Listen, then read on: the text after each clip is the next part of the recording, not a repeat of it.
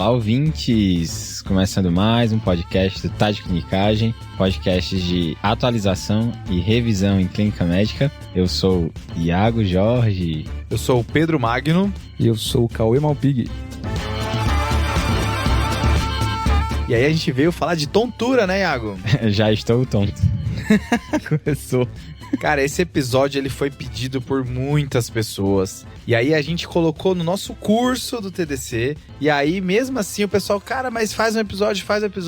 E chegou a vez dele, né? Quem quiser ver a aula, lembrando que essa aula está disponível no nosso canal no YouTube, tá, pessoal? Boa, excelente top. Aula ministrada por Pedro Magno, viu? A primeira aula, né, Iago? E aí tem mais 2 aulas que essa só pra quem assistiu o curso. Mas a gente vai tentar trazer vários conceitos aqui pra esse episódio pra todo mundo que acompanha a gente. Vale a pena ver esse vídeo só pra ver o Fred de cobaia. É verdade, né? Porque quem sabe já um pouquinho de tontura, sabe que tem o Jigsaw Pie, que tem a manobra de Epley. E aí eu botei o Fred pra fazer todos esses movimentos. Tá muito bom, muito bom. Então vão lá no nosso canal do YouTube, se inscrevam, né? O @Tá de Clinicagem. E além disso, entra lá no site cursotdc.com.br, faz sua pré-inscrição pra ficar por dentro de todas as novidades do curso que vem por aí, né? Boa, e tá vindo, viu? Tá chegando. Tá chegando. Quem tiver inscrito vai receber os e-mails informando a data da estreia, que dia que vai ter o lançamento, o que vai ganhar antes, quem tiver pelo e-mail. Promoção, né, Pedro? É o que o pessoal quer saber, né? Bem, exatamente. lógico, né? Lógico. Vamos pro caso? Bora. Bora lá.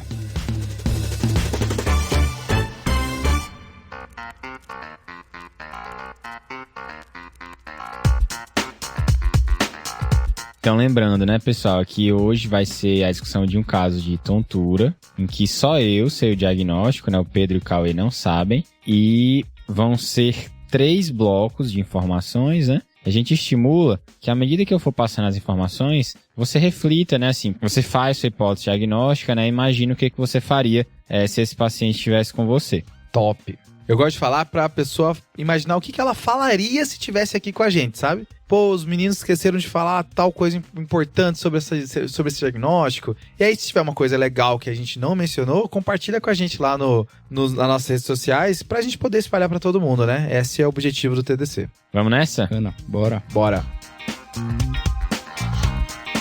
É uma paciente do sexo feminino, 44 anos, natural e procedente de São Paulo, e ela é professora. De antecedentes, ela tem uma nefrectomia à esquerda há 30 anos por infecções urinárias de repetição. Desde então, ela ficou hipertensa. Beleza. E nessa mesma época, ela tem uma história de um AVC aos 12 anos de idade, mas que não temos mais informações sobre isso. Teve uma coisinha ali, né? Teve um movimento ali, beleza. Além disso, ela tem diabetes tipo 2, insulina dependente desde os 22 anos, epilepsia estrutural e um transtorno de ansiedade generalizada. Tá bom? Ou quer mais? Eu acho que deu. Acho que já conseguimos ter uma ideia de como é a paciente. De medicação de uso contínuo. Ela usa carbamazepina, 200mg de 8 em 8, metformina, gliclazida. Ela usa insulina NPH, usa simvastatina, 40mg, anlodipino, losartana e espironolactona. Vou poupar vocês das doses, tá, pessoal? Obrigado, velho. Então bora, né? Agora começar o caso. Esse foi só o epílogo, né? Esse foi só o começo. Vai, bora. É o basal, é o dia a dia do brasileiro. Clínica médica aqui no Brasil. Então vamos lá. Essa paciente, ela veio acompanhada do esposo. E quem contou a maior parte da história foi o esposo, porque a paciente estava sonolenta. Ela estava com Glasgow de 14, ela perdia na abertura ocular. Beleza. Ele referiu que ela iniciou um quadro de náusea, vômito e piora dos níveis pressóricos há 3 dias. Náusea, vômito e piora dos níveis pressóricos. E além disso, ela também tinha a queixa de tontura. Beleza. Era uma queixa que a gente colocou como uma vertigem rotatória, com duração menor do que 1 minuto, que piorava a mobilização rápida da cabeça ou quando ela saía do decúbito. Além disso, ela também relatou que tinha uma sensação de parestesia no hemicorpo direito. Inicialmente, ela buscou atendimento médico numa UPA, ficou em observação por 12 horas, foi medicada e liberada. Hoje, ela refere que esses sintomas anteriores se intensificaram e que ela começou a apresentar também uma fala arrastada. Beleza. sonolência importante, né, que a gente realmente conseguiu ver, né, no início da consulta. E ela disse também que não consegue andar porque ela está desequilibrada. E, de fato, ela compareceu à consulta numa cadeira de rodas. Beleza. Negou cefaleia, diplopia, febre, sintomas respiratórios e infecções recentes. É isso, meus amigos. Acho que deu, né, Iago? Acho que deu. Vamos lá. 1 quilo de história aqui. Quando a gente tá num episódio de caso clínico, a gente sempre tenta entregar uma abordagem estruturada pros nossos ouvintes, né, Cauê? Sim, exatamente. Mas eu acho que a gente tem muita coisa pra comentar do caso dela, que eu acho que seria legal a gente fazer alguns comentários, depois vai pra abordagem. Com Pode ser? certeza. Vamos lá. A primeira coisa é assim, ó. Ela é uma paciente que... Acho que a primeira coisa que a gente pode mencionar do caso dela é que ela tem uma síndrome que é um AVC em paciente jovem, né, Cauê? Sim. É um AVC numa pessoa abaixo de 50 anos. A gente aumenta o leque de possibilidades para a etiologia desse AVC e a gente menciona várias dessas possibilidades no episódio 79, um dos episódios favoritos meu do TDC, que é o 3 desafios, e aí esse é o jogo da imitação, né? A gente tem os 3 desafios, né? E o 79... A doença está relacionada a um jogo da imitação. E lá, um dos desafios, um dos pacientes era um paciente com AVC, gente jovem, acho que tá bem bom de ouvir lá. De qualquer forma, ela tem algumas coisas que me incomodaram e que até justificaria alguns dos sintomas dela, sabe qual é? Uhum. Por exemplo, ela usa gliclazida e insulina, né? Sim. No tratamento desse diabetes, né? Então ela usa metformina, gliclazida e insulina NPH.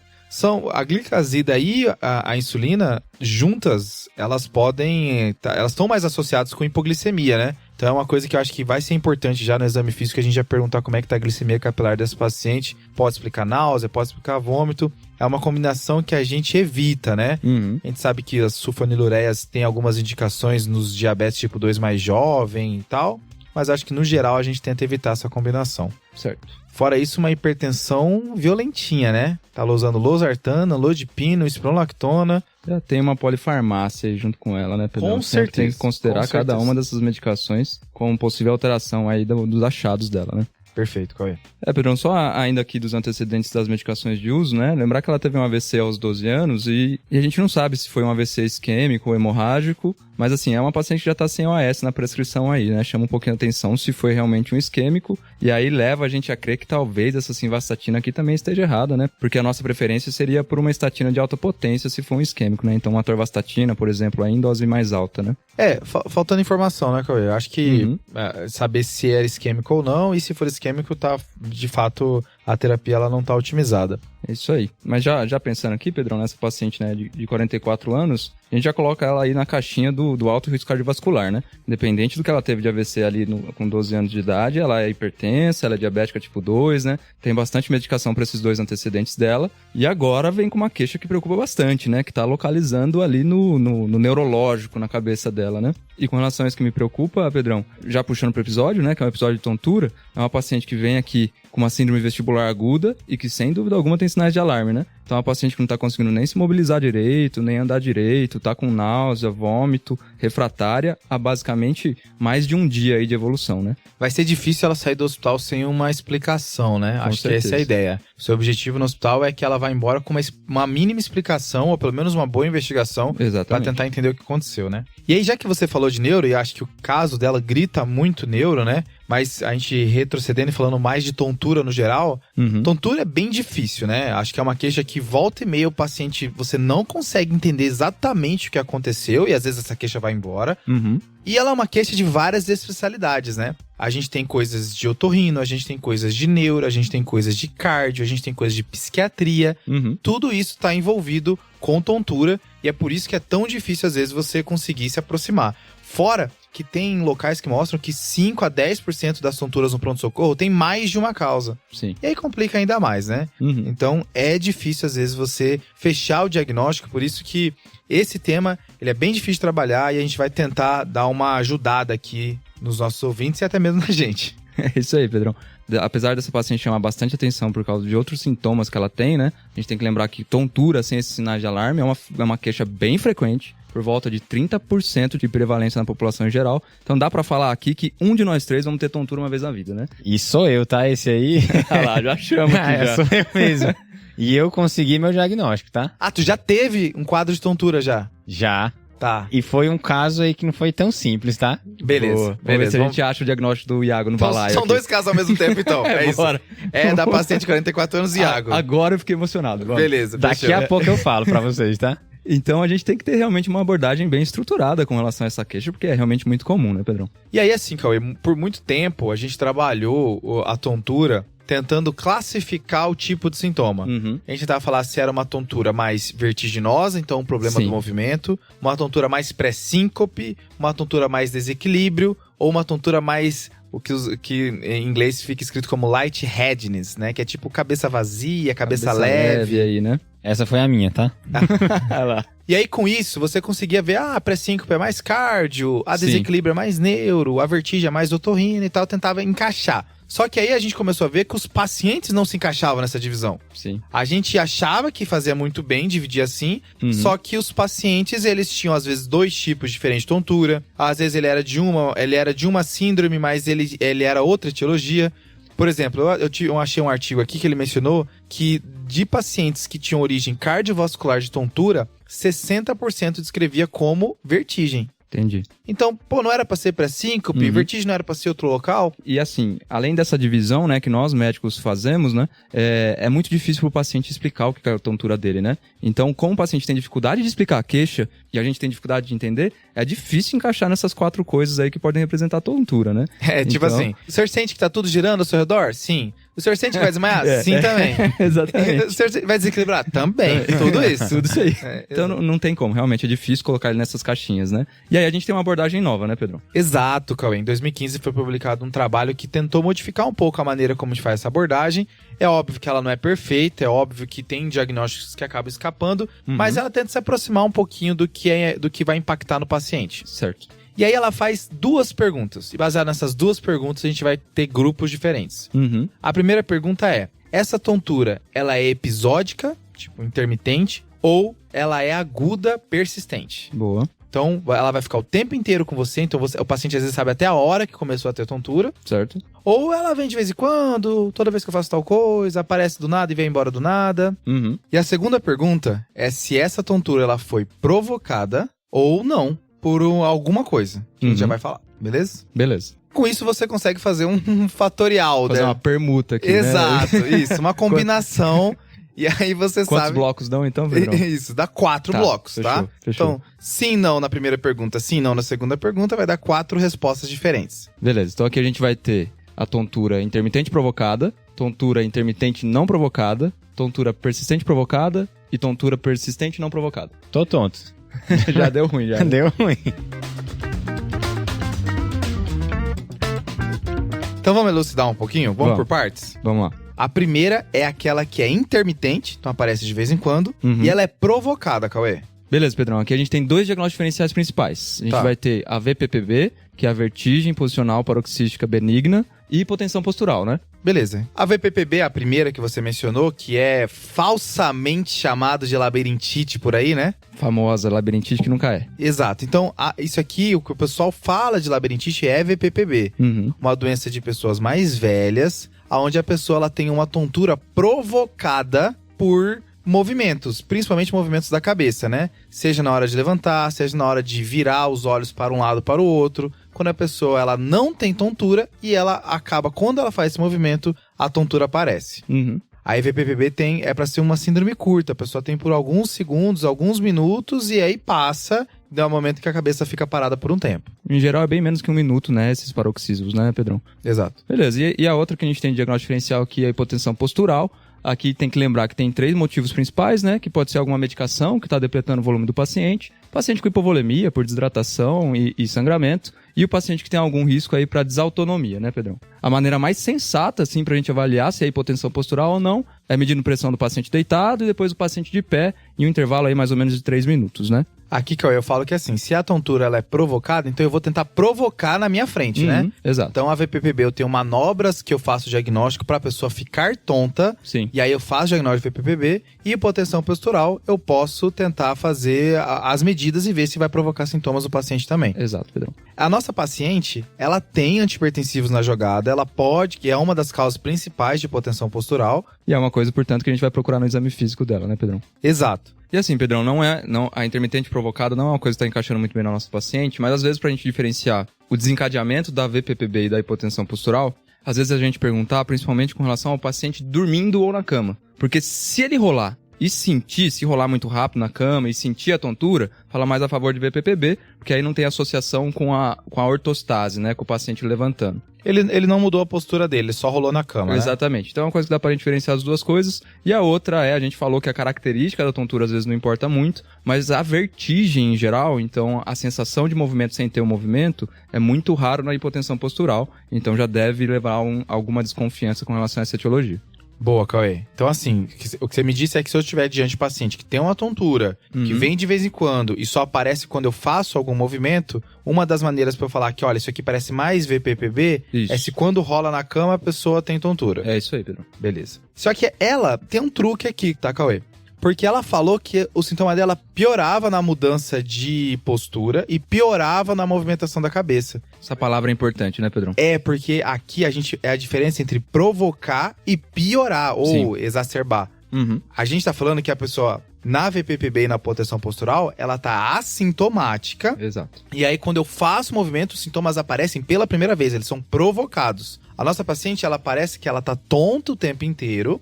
E quando ela faz o movimento, ela piora. Isso aí, várias coisas podem fazer. Já não é mais os grupos que a gente tá mencionando aqui. Certo? Eu tô ouvindo aquele sonzinho da armadilha, Pedro, já aqui, consigo ouvir. Ah, é, né? Tem nos episódios de armadilha, tem um sonzinho, né? Então aqui é a primeira armadilha do... Aqui a ideia é que pro paciente se encaixar em VPPB ou hipotensão postural, ele tem que estar ausente de sintomas e quando ele faz o movimento, aí os sintomas aparecem, são provocados. E VPPB, pessoal, pode ser provocada por trauma, tá? Ah, é? Foi assim a sua? Achamos o diagnóstico, viu? Cara, eu tava jogando futebol e, sei lá, levei uma pancada que eu nem vi de onde veio essa pancada. Bati a cabeça, tive que sair do jogo. Porra, fiquei tonto, ainda continuei jogando meio tonto. E fiquei tonto por uma semana, cara, que foi quando eu decidi ir no médico. É boa, já achamos o diagnóstico do Iago. Acabou o episódio, né? É, o outro diagnóstico é que o Iago é um fominha jogando bola inacreditável, assim, cara. E o Grêmio, me lembrei agora, futebol e o Grêmio. Inacreditável, como com fominha é o Iago, cara. Pelo amor de Deus. Mas nessa brincadeira, fui no PS, ganhei uma tomo, que ainda bem veio normal. E aí, enfim, fui avaliado, fiz a tomo de crânio. E depois de um tempo, ainda bem, melhorei. E aparentemente tá bem, né? Agora eu só tenho que ter cuidado. Gostei do aparentemente, né? Vou me cuidar pra não bater mais a cabeça.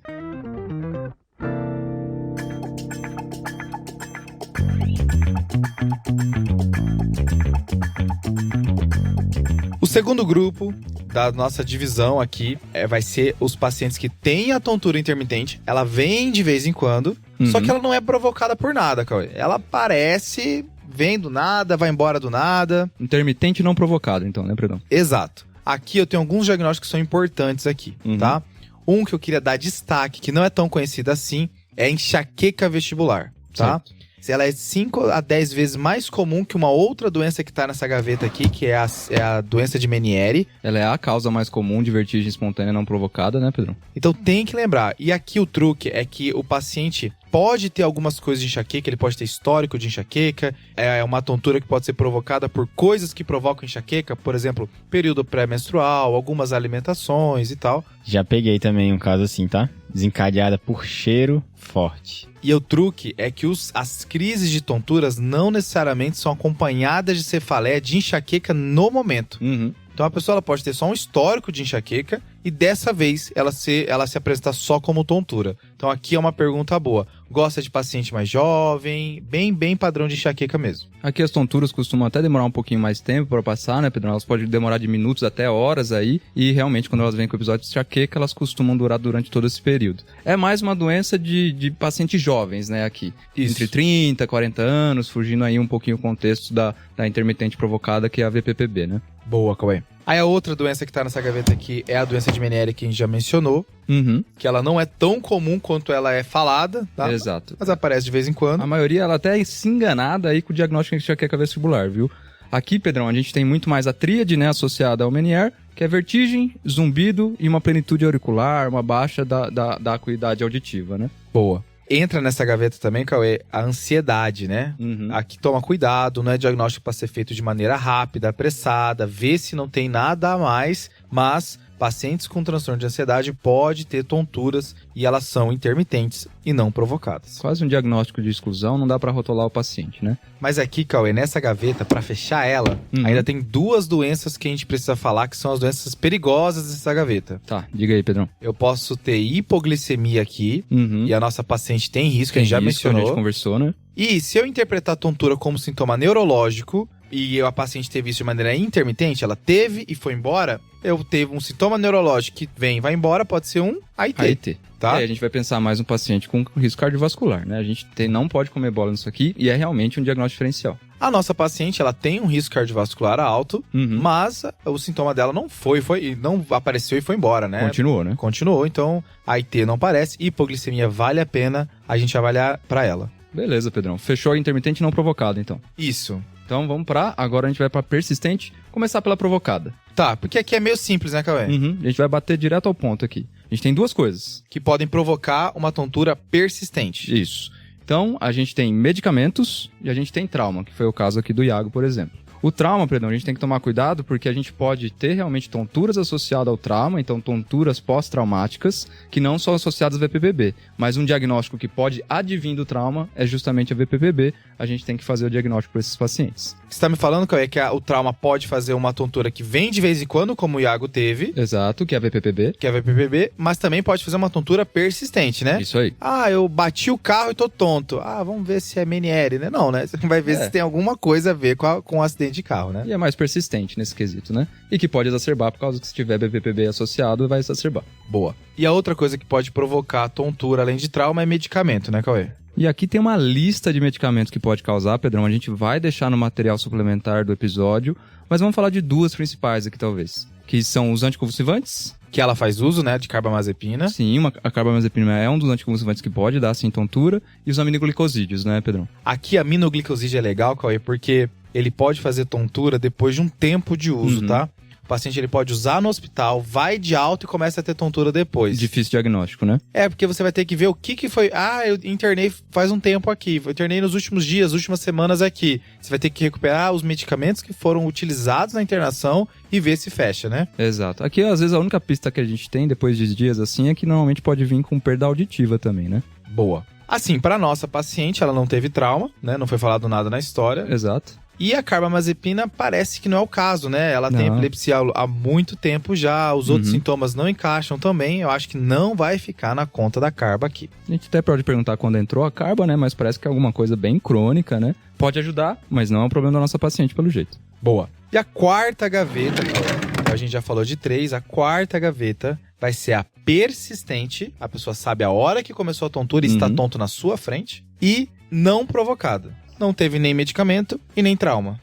Então esses pacientes, Pedrão, são aqueles pacientes que vão vir com uma tontura pra gente, realmente não vai ter nada de provocado e é uma tontura que normalmente vem, fica por horas e é o que vai levar o paciente a procurar o pronto-socorro. Porque as outras normalmente, mais intermitentes e tudo mais, o paciente pode demorar mais pra procurar e aqui precisa muito da nossa atenção. Porque o que a gente vai fazer de diagnóstico diferencial principalmente é de AVC, acidente vascular cerebral, principalmente de região posterior aqui, e o diagnóstico diferencial aqui é neurite vestibular. A gente tem que conseguir diferenciar essas 2 causas com base no exame físico do paciente, principalmente. Então, o paciente chegou falando que está tonto faz 8 horas, não tem medicamento, não tem trauma. E a tontura não passa, ela não é intermitente. Exato. Aqui, a grande dúvida é central, como o AVC, que o Cauê disse, ou é periférico, como a neurite vestibular, que o Cauê disse. Exato. E aí dessas etiologias, que também tem etiologia central, Pedrão, a gente tem que lembrar da doença desmielinizante, que pode vir com um quadro agudo assim também, né? Beleza. E outras são neoplasia do sistema nervoso central, às vezes até metástase,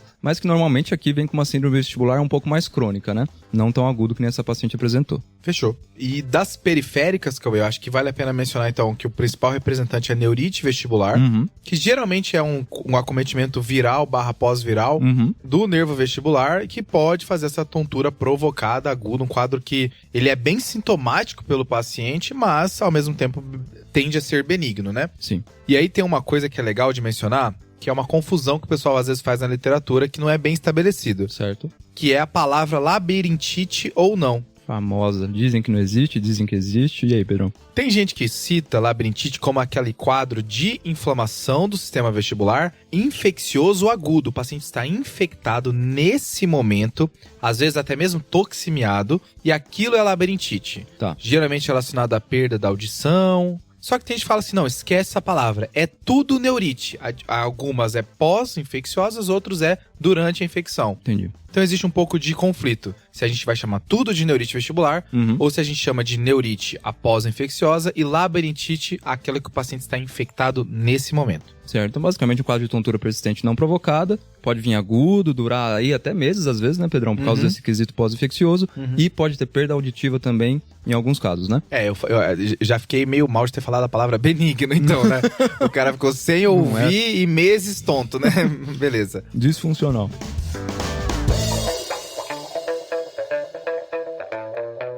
Beleza, pessoal. Muito boa essa abordagem de vocês, né? Com as gavetas da tontura, né? Eu acho que isso é bom marcar para a pessoa, quando precisar, tentar resgatar essa informação, né? Então vamos ao exame físico, vamos dizer assim, inicial. Eu vou dar uma de Fred e vou esconder uma parte, tá, Pedro? Tá bem. Eu tô gostando dessa forma que o Fred tá pegando, tá? Eu gosto, eu apoio. Vamos lá. Vamos aos sinais vitais. A PA deitada estava de 180/90. Ela não conseguia ficar de pé. Então, aí, depois de 3 minutos, a gente mediu com ela sentada, se manteve nesses níveis. Beleza. Frequência cardíaca de 94. Frequência respiratória de 15. Saturando 94. Afebril. A destro estava de 220. E ela estava com Glasgow de 14, né? Como eu falei, ela perdia na abertura ocular. Ela não houve mudança na dose de carbamazepina. Não houve história nem de virose, né, que antecedeu, e ela não usou nenhum outro medicamento que eu não tenha comentado anteriormente. Fechou, Iago. E aí, pessoal, então agora marcando a tontura dela, era uma tontura constante que piorava quando ela movimentava a cabeça ou mudava de posição, né, do decúbito dorsal para a ortostase. Mas era constante. Boa, Iago. Então a gente consegue encaixar nossa paciente numa tontura persistente, que são as últimas 2 gavetas, e que não foi provocada, porque não tem nem trauma e nem medicamento. Sim. Então ela tá na última gaveta, Cauê. A gaveta mais perigosa. Eu tinha, assim, ó, sem saber o caso, era óbvio que o Iago ia trazer ali, né? Porque ele ia pegar um caso pesado, um caso que era complexo. Eu falei, cara, eu tava estudando, eu falei, vai estar aqui, ó. A gente sempre tenta adivinhar, né? Exato. Então vai estar por ali. Eu deveria ter trazido o meu próprio caso, viu, Pedro? É verdade. Eu ia pegar todo mundo de surpresa. É verdade.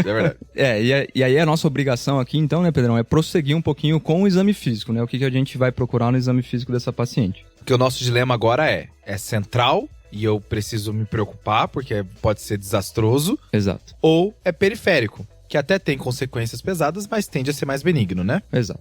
E aqui a gente tem uma ferramenta que chama HINTS. E vai ser difícil explicar isso aqui pra todo mundo, viu, Pedrão? Não só muito difícil, Cauê, que a gente decidiu fazer uma coisa diferente aqui nesse episódio. Sim. Opa. A gente vai vincular esse episódio a um vídeo no YouTube. Exato. Eu e o Cauê, a gente vai explicar num vídeo no YouTube, um estilo react, assim, a lá Casimiro, pode ser? Beleza. A gente vai explicar a manobra de HINTS, porque é uma manobra muito visual, né? Uhum. A gente vai fazer alguns movimentos com a cabeça do paciente pra ver se é mais algo de origem vestibular ou é mais algo de origem central.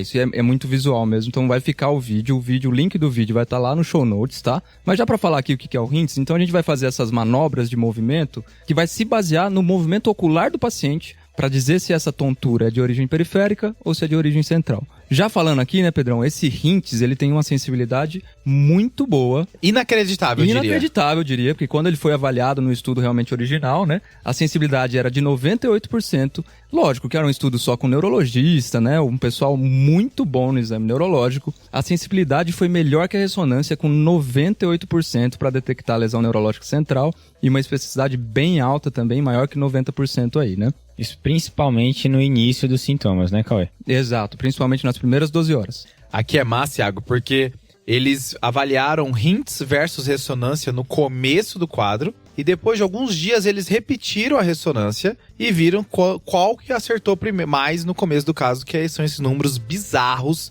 que o Cauê trouxe. Eu queria deixar marcado que é ressonância, né? Então ninguém falou nem tomografia aqui, né? Exato, Thiago, porque aqui, quando a gente tá falando de fossa posterior, a gente tá falando que provavelmente é o cerebelo que tá sendo acometido, a tomografia, ela perde espaço, tá? Exato. Às vezes vale a pena uma tomo mais de urgente, só pra ver se não tem sangramento ali no território de cerebelar, mas é improvável ter sangramento na região cerebelar. Dos AVCs naquela região, a enorme maioria dos casos é isquêmico. E aí você vai ver isso muito melhor na ressonância. Mas vale a ressalva do Cauê, né? Que os melhores estudos de Hintz, os melhores números, foram através de neurologistas realizando o exame, né?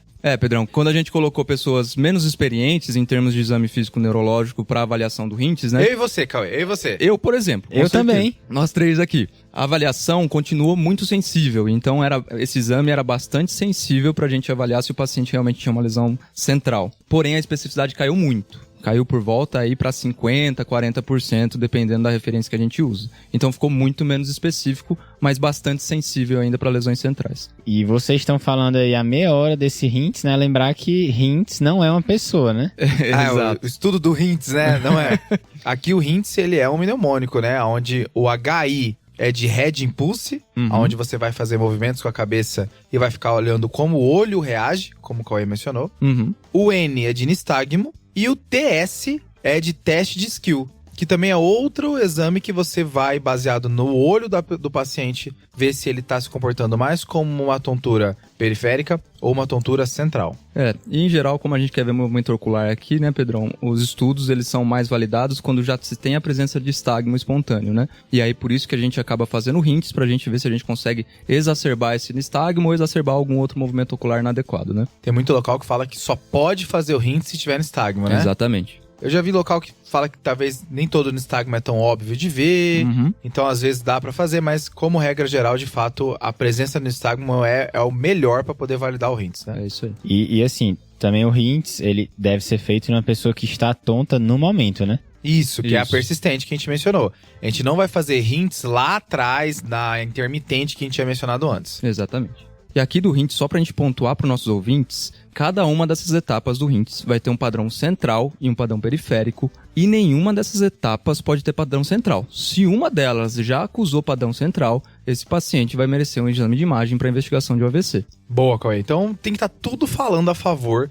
de ser periférico para você encarar como periférico, né? É isso aí, Pedrão. E aí, assim, a gente sabe que o Hintz é um exame que exige prática, você tem que aprender a fazer. Então, pode ser que você não fique confortável em se apoiar no Hintz pra tomar uma decisão tão séria quanto é um ou não um AVC, né? Ao mesmo tempo, se você não faz, você também não aprende a fazer, né? Então tem que praticar, né? Tem que praticar. Nossa, meio sincronizado agora rolou aqui, né? Mas beleza. E aí eu quero falar outras coisas que falam a favor de ser central, tá? Primeiro, se tiver outro sinal neurológico, outro sinal focal, e aqui o pessoal coloca principalmente uma incapacidade de caminhar, uma ataxia, você vai pensar que pode ser um quadro neurológico e não periférico. É isso aí, Pedrão. Em geral, incapacidade de andar, a gente sempre vai pensar realmente em sintomas centrais. Um marcador importante que essa paciente até tem, normalmente o paciente que tem realmente uma causa periférica, ele pode ter uma dificuldade de andar pela tontura, mas esse paciente em geral não vai cair. O paciente com angiologia central, além da alteração da marcha, é muito mais frequente ele ter quedas associadas à marcha. Então é tipo essa paciente que a gente tem na mão aqui. É uma paciente que tenta andar, não consegue porque tem a marcha um pouco instável e até cai às vezes de tão instável que ela tá. Isso fala muito mais a favor de central. E sem falar dos outros sinais neurológicos que a nossa paciente tem, né, Cauê? Ela tem parestesia de mídio direito, ela tem fala arrastada. Tudo isso fala a favor de ser grita, causa central. Tem uma outra coisa que fala a favor de causa central, que é cefaleia, tá?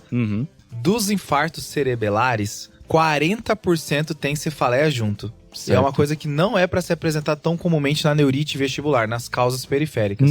Então, cefaleia é uma coisa que chama atenção também para algo central. E pensando nesses AVCs que pegam mais região posterior, Pedrão, a gente também tem que pensar em alterações de tronco e coisas às vezes que também não são tão chamativas. E aqui inclui disfonia, tá? Que essa paciente, assim, ela tem uma fala arrastada, mas às vezes disfonia, rouquidão também a gente não percebe muito bem. Boa. Tem que perguntar como que era a fala da paciente. E a outra é disfagia. Então tem que perguntar para a família também como que essa paciente estava comendo nas últimas horas ou se estava comendo, né? Show! E aí, para fechar a nossa diferenciação de algo central versus periférico, a gente já falou de hints, a gente já falou de outros sinais neurológicos, incluindo agora sinais bulbares que você mencionou, e a gente já falou de cefaleia. Entra também o risco cardiovascular da paciente, né? Se a paciente, como a principal causa de central é AVC, a gente vai ter que valorizar se o paciente ele já tiver um risco cardiovascular alto. Hipertensão, diabetes, tabagismo, dislipidemia, tudo isso no geral, se ela, poxa, essa paciente tem um risco alto de ter AVC, talvez valha a pena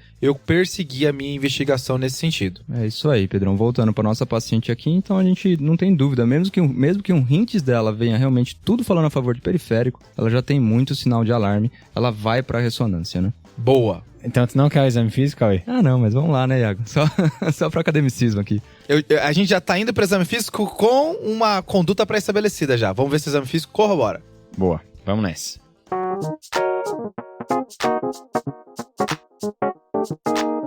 A paciente tinha o Glasgow de 14, né? Mas assim, quando estimulada, ela estava orientada, né, em tempo e espaço, obedecia a comandos, estava com a fala disártrica, mas a linguagem preservada. Pupila isofotorreagente, musculatura ocular extrínseca preservada. Foi feito fundo de olho com as papilas bem delimitadas bilateralmente, não tinha sinais meníngeos. Beleza. E não tinha déficit visual pela campimetria de confrontação. Agora começa a brincadeira, tá? Bora. Então tinha um nistagmo horizontal, vertical e torsional, que piorava quando ela passava da posição do decúbito para posição sentada. E só para pontuar do nistagmo aqui, a gente não comentou muito ali no hints, mas quando a gente vai ver o nistagmo, a gente tem que ver dois nistagmos que são potencialmente malignos, tá? Que é o nistagmo vertical e o nistagmo que ele intensifica quando você olha para os dois lados. Então, aquele nistagmo que você pede para o paciente olhar para a esquerda, ele intensifica, pede para o paciente olhar para a direita, ele intensifica. Esses são os dois padrões malignos do nistagmo que tem que pensar em etiologia central. E a nossa paciente tem o vertical, né, Cauê? Exato. Continuando, né, ela tinha uma assimetria do nível pupilar, né, o skill deviation também estava alterado. Que é o teste de skill, né? Isso. E o head impulse também sugeria uma causa central. Certo. Gabaritou o hints, então, né? Gabaritou tudo aqui, né? Ela tinha uma mímica facial e sensibilidade da face preservadas. Úvula e palato estavam centrados com elevação simétrica. A língua protruía sem desvios e sem fasciculações. Elevação de ombro e lateralização de pescoço não tinha alterações. Beleza, Iago. O resto do exame físico, neurológico? No exame de força, ela tinha uma redução de força muscular endimídio direito, tá? Os reflexos osteotendíneos estavam 2 em 4 globalmente. Normal, né? Isso. A sensibilidade tátil, vibratória, dolorosa e térmica estava preservado globalmente. Então, marcando, Iago, ela já tem o hints todo alterado, tem disartria e tem uma redução de força à direita, né? Isso, uma força grau 4 à direita, Pedrão. E aí, além disso, ela tinha uma dismetria e uma disdiadococinesia à esquerda. Eita, beleza. E o Romberg negativo. Fechou. E por último, né, mas não menos importante, ela tinha uma marcha atáxica. Beleza, Iago. Então, você trouxe o exame físico bem rico da paciente aqui, né? Além das alterações que a gente teve aí do hints, ela basicamente gabaritou, né? Ela trouxe outros achados neurológicos importantes que realmente levam a gente a crer que ela tem um evento neurológico central agudo aí, né? Então, do que você trouxe pra gente, é uma paciente que tem uma disartria, uma dismetria, né? Disdiadococinesia à esquerda, tem um déficit motor que parece ser proporcional à direita, então já tem algo cruzando aí, né? E não tem alterações bulbares, né? Você falou que ela não tinha disfonia, ela não tinha disfagia, e não tem alteração de sensibilidade, apesar da anamnese dela ter falado que era positivo. Então, sempre quando a gente fala de sintomas neurológicos, a gente tem que tentar localizar um pouco aí, né? A gente não estamos, infelizmente, sem neurologistas aqui no momento. Eu ia com certeza pedir a ajuda de algum amigo meu lá no pronto-socorro. Mas a gente está falando basicamente de síndrome cruzada, só que não é uma síndrome cruzada que a gente costuma ver, né? Normalmente a gente fala de síndrome cruzada no paciente que tem alteração motora de um lado e alteração sensitiva do outro, né? Aqui a gente tem alteração motora de um lado e tem alteração cerebelar do outro. Não lembro, o que eu mais penso normalmente nessas síndromes cruzadas é a síndrome de Wallenberg, que está associado aí a sintomas bulbares e alterações sensoriais contralateral alteração motora, então não se encaixa muito bem para essa paciente. Eu ia colocar isso aí como desafio do episódio, Cauê. Tu estragou o desafio do episódio. Foi mal, desculpa. Agora tu que vai fazer. Vai deixar. E A única coisa que eu lembrei, né, e tive até que jogar no senhor Google aqui, é que tem alguns acometimentos da artéria cerebelar inferoposterior que pode ter acometimento de medula lateral também, o que explicaria aí uma alteração motora de um lado e uma alteração cerebelar de outro. Mas fora isso, eu não vou conseguir me localizar mais do que isso. E eu tô confiando totalmente em você, Cauê. E aí a gente pediria a ressonância, né, Iago? Pra ter um pouquinho mais de certeza. Show. Então, resumindo, Cauê, depois disso tudo, qual é a hipótese diagnóstica, assim?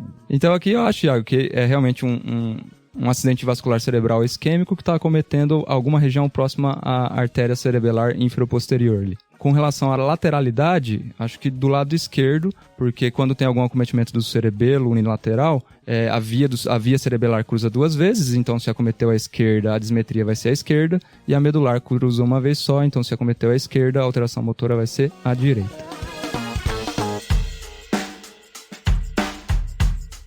Muito bom, pessoal. Discussão muito boa, muito rica. Aí num terreno neurológico, né? Um terreno meio... Pantanoso. Complexo. Mas é bem por aí mesmo. Então, assim, na ressonância, na angiorressonância, na verdade, crânio cervical, veio sugestiva, né? Veio imagem de um AVC em território cerebelar esquerdo e também na transição ponto mesencefálica à esquerda, tá? Certo. Além disso, veio também estenose, né? Nas artérias vertebrais bilateralmente. Essa paciente foi internada, né? Obviamente. Foi investigada, né? Recebeu alta com AS, estatina de alta potência, e encaminhamento ambulatorial para o ambulatório de neuro, fisioterapia e de fonoaudiologia. Maravilha, Iago. E, pessoal, eu tomei a liberdade de chamar uma convidada, que é a Beatriz Perdigão, residente do 3º ano de neurologia da Unifesp. Bia, ajuda a gente. Ilumine esse... Hashtag ajuda a Bia. Ajuda a gente, Bia. Vai lá, Bia, brilha. Oi, gente, eu sou a Bia, sou residente de neuro da Escola Paulista. O ano já virou, tá, Iago? Então agora eu sou R4.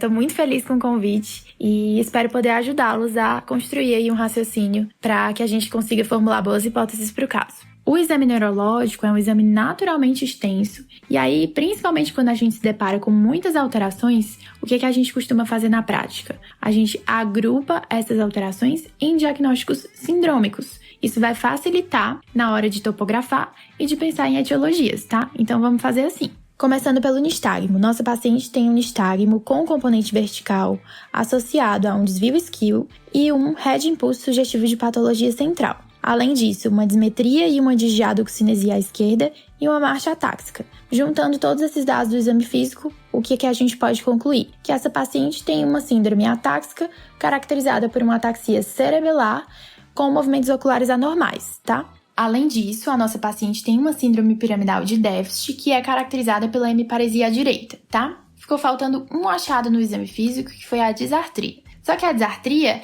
é um sintoma pouco localizatório. Então, ela pode estar presente em alterações cerebelares, em alterações piramidais, tanto mais corticais quanto mais profundas.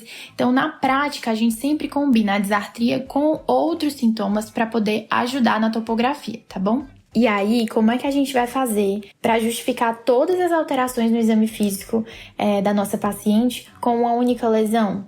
Na verdade, quando a gente pensou, né, no nosso raciocínio sindrômico, a gente já estabeleceu 2 topografias. Uma foi o hemisfério cerebelar esquerdo, para justificar a dismetria, que foi descrita dentro do contexto da síndrome atáxica, e a outra foi a via piramidal à esquerda, para justificar a nossa hemiparesia à direita.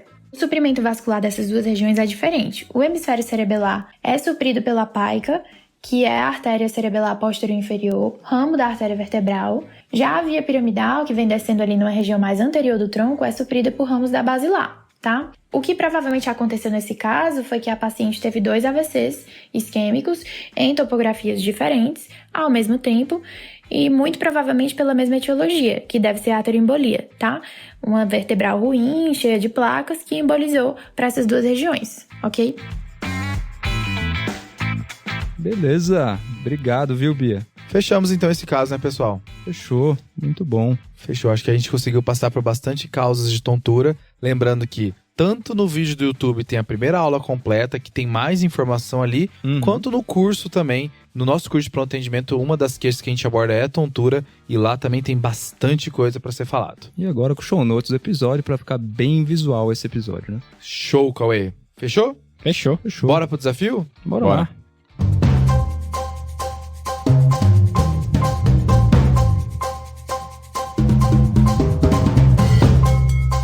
E o desafio da semana passada foi feito pelo Joca. Vamos ver aqui que veio a resposta?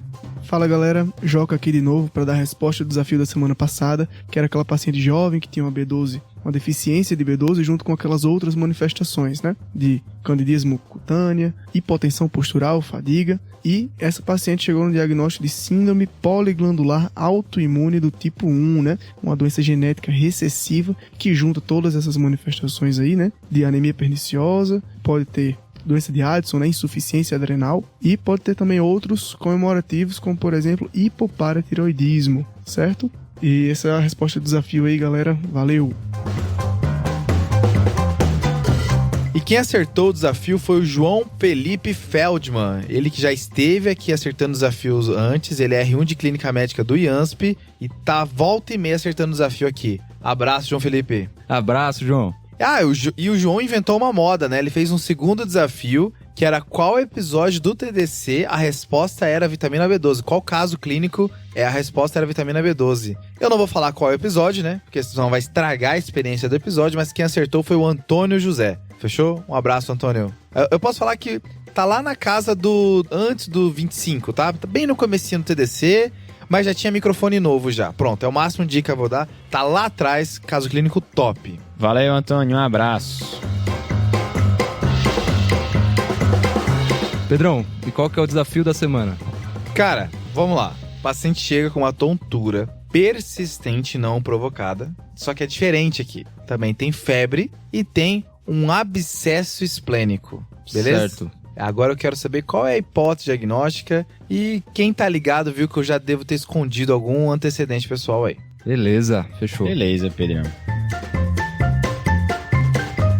E agora tá na hora dos salves, né? Opa! Pra quem que vai ser o salve, Iago? Pedrão, meu salve hoje vai pro Emanuel Sintra. Ele é acadêmico de medicina lá na Universidade Federal do Ceará. Lá de onde eu, o João e a Joane viemos, viu? Boa! Ô, pessoal bom, hein? Abraço, Emanuel. E eu vou mandar um salve também pro Henrique Gus. Ele é um gaúcho. Ele disse que desde o início da faculdade sempre gostou de cirurgia e tinha medo da clínica. E aí, com o TDC, ele perdeu um pouco do medo. Ele disse que pensou em mudar de lado. Opa! Mas na hora do vamos ver, ele ainda escolheu cirurgia, mas que ele desenvolveu um carinho grande pela clínica médica. Boa. Muito boa a mensagem aqui. A gente agradece aqui, Henrique, de coração. Ele fala que a gente recebe milhões de mensagens assim, mas cada uma tem o seu valor, viu, Henrique? Muito obrigado. Bacana, Valeu, Henrique.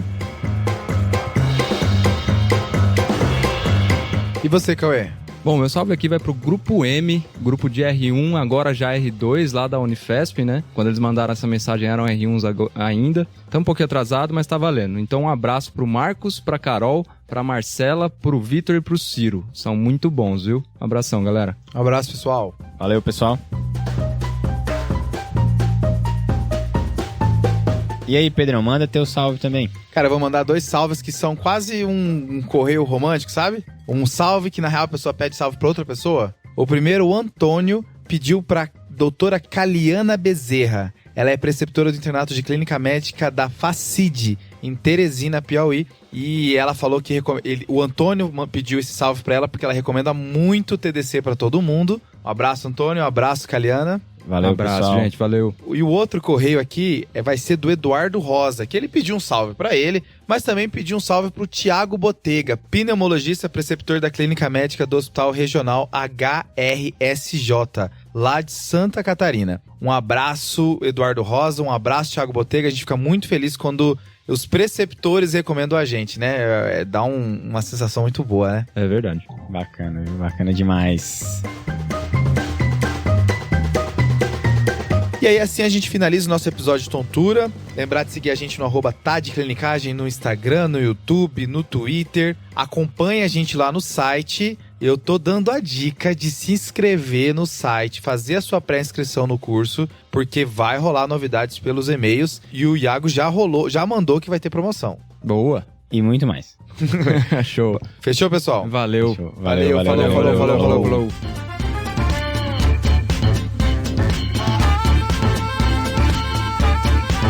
Esse podcast tem como objetivo educação médica. Não utilize como recomendação. Para isso, procure o seu médico.